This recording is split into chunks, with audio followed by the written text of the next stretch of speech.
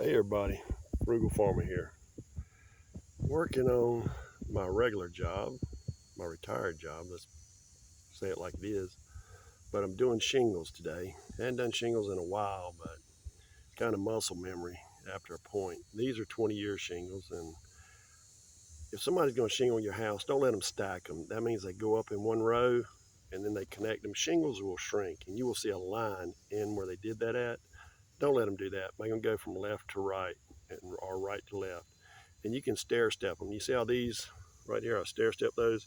Well, see, I can run.